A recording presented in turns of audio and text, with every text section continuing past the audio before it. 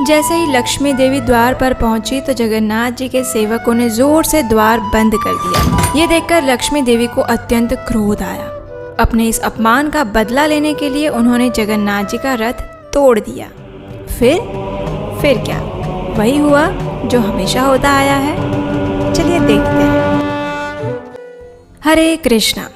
रथ यात्रा के पिछले भाग में हमने देखा कि बीमारी से स्वस्थ होने के बाद जगन्नाथ जी अपने बड़े भैया बलराम जी और सुभद्रा जी के साथ नगर भ्रमण करने जाने का निर्णय करते हैं। उसके लिए वे लक्ष्मी देवी से आज्ञा भी मांगते हैं और 2 दिन में वापस आने का वचन देकर अपनी मौसी माँ गुंडीचा के घर पहुँच जाते हैं। 2 दिन पूरे हो चुके हैं, लेकिन अभी तक जगन्नाथ जी के वापस आने की कोई खबर नहीं है। लक्ष्मी देवी बार बार द्वार पर जाकर प्रतीक्षा कर रही है, लेकिन ना तो जगन्नाथ जी दिख रहे हैं और ना ही उनके कोई सेवक। 3 दिन बीत गए और अब 4 दिन पूरे हो गए हैं। लक्ष्मी जी के धैर्य का बांध अब टूट रहा है। ना तो जगन्नाथ जी आ रहे हैं और ना ही उनके आने की कोई सूचना सुनाई दे रही है। बार बार लक्ष्मी देवी अपने सेवकों को बुलाकर पूछती है, क्या स्वामी श्री मंदिर में आ गए, या फिर क्या उनका कोई सेवक उनके आगमन का समाचार लेकर आया है क्या, देखना जरा। लेकिन हर बार लक्ष्मी देवी को निराश ही होना पड़ रहा है। उदास मुख से वे अपने झरोखे से झांकती हुई प्रतीक्षा कर रही है। आज 5वां दिन हो गया, लेकिन जगन्नाथ जी नहीं आए। अब लक्ष्मी जी की उदासी का स्थान उनके क्रोध ने ले लिया। उन्होंने सोचा, बस अब बहुत हो गया। 2 दिन का वचन देकर गए थे और आज 5वां दिन है। कितना गैर जिम्मेदार व्यवहार है ये। क्या उनके वचन की इतनी ही कीमत है? और मैं, क्या मेरा कोई महत्व नहीं है उनके जीवन में? कोई बात नहीं, मैं आज उन्हें बताती हूँ कि वचन देकर उसे पूरा ना करने का क्या परिणाम होता है। इतना सोचकर लक्ष्मी देवी ने अपने सेवकों को बुलाया और आदेश देते हुए कहा, सेवकों, इसी समय मेरी पालकी तैयार करवाइए। सभी सेवकों को साथ लीजिए और हम इसी क्षण गुंडीचा मंदिर जाने के लिए प्रस्थान करेंगे।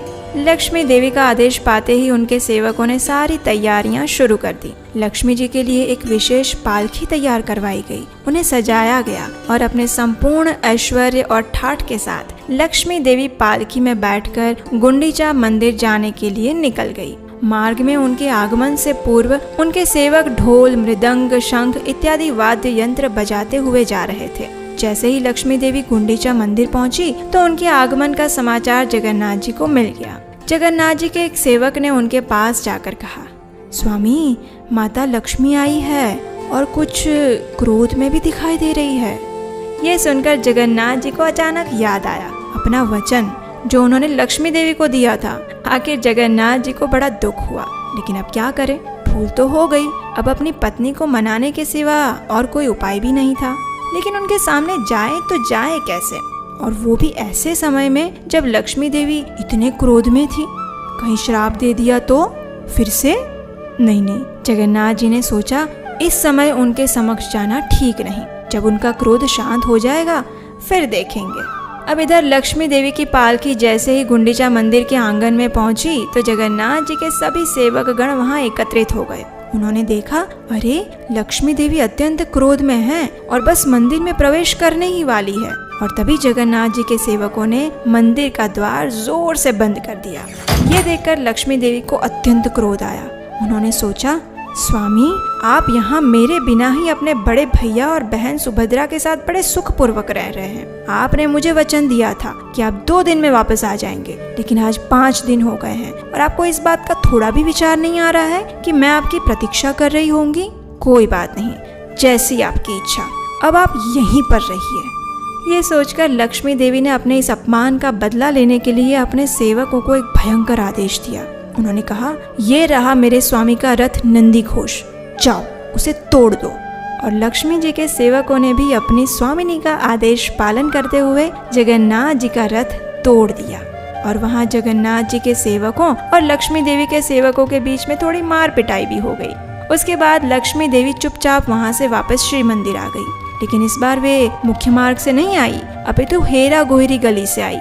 उड़िया भाषा में हेरा का अर्थ होता है देखना। जब लक्ष्मी देवी अपने पति जगन्नाथ जी को देखने के लिए 5वें दिन आती हैं तो उसे हेरा पंचमी का उत्सव कहा जाता है। अब 7वें दिन गुंडीचा मंदिर में जगन्नाथ जी, बलदेव जी और सुभद्रा जी का संध्या दर्शन किया गया। सभी भक्तों ने उसमें उत्साह पूर्वक भाग लिया और जगन्नाथ जी के दर्शन किए। 8वें दिन तीनों भाई बहन के रथों को वापस श्री मंदिर जाने के लिए दक्षिण दिशा की ओर मुख करके रख दिया गया और 9वें दिन ये रथ वापस श्री मंदिर जाने के लिए तैयार हो गए। जगन्नाथ, बलदेव और सुभद्रा जी ने माता गुंडीचा से वापस जाने की आज्ञा ली, उन्हें प्रणाम किया और वापस अपने रथ पर आरूढ़ हो गए।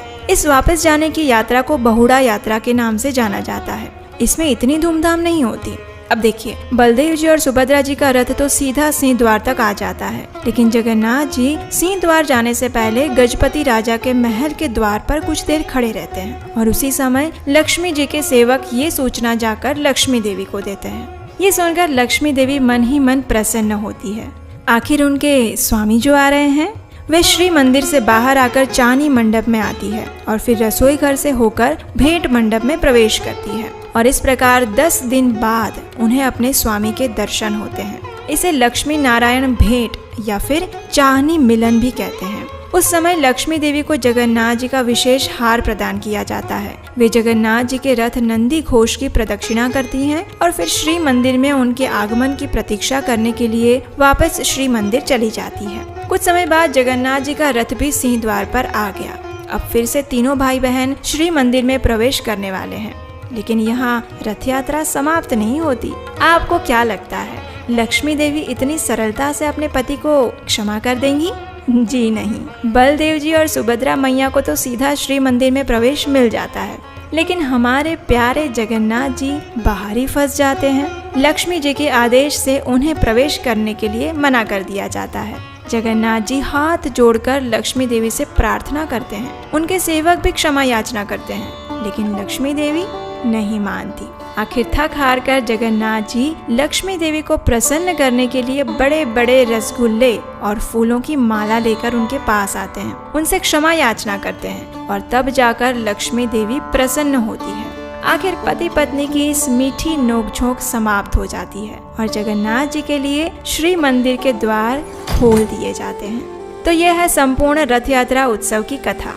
ये कथा आपको कैसी लगी ये हमें नीचे कमेंट बॉक्स में लिखकर जरूर बताइएगा और अगर अच्छी लगी है तो इसे अभी के अभी आपके व्हाट्सएप ग्रुप में सभी को शेयर कर दीजिए। अब देखिए, हम आपके लिए प्रमाणभूत शास्त्रों से जगन्नाथ जी की ये सुंदर कथाएं आप तक पहुंचाने का प्रयास कर रहे हैं और आपको जानकर आश्चर्य होगा कि जगन्नाथ जी की ऐसी एनिमेशन वाली कथाएं आपको शायद कहीं नहीं मिलेगी। तो इसलिए हम आपसे नम्र निवेदन करते हैं कि वैदिक कथाओं के इस प्रचार अभियान में आप भी हमारी सहायता करिए। आप अपनी क्षमता अनुसार इन वीडियोस को बनाने के लिए हमें आर्थिक योगदान दीजिए और इसके लिए स्क्रीन पर दिए गए नंबर पर आप अपना योगदान भेज सकते हैं। अगर ये कथा सुनकर आपको भी जगन्नाथ जी से प्रेम हो गया है और आप उन्हें अपने घर में आमंत्रित करना चाहते हैं तो हमारे भक्तों की मंडली द्वारा एक्रेलिक के सुंदर जगन्नाथ जी को तैयार किया गया है। उसके लिए आप हमारी वेबसाइट नीलाचल.com पर जाइए और उन्हें अपने जीवन में आमंत्रित करिए।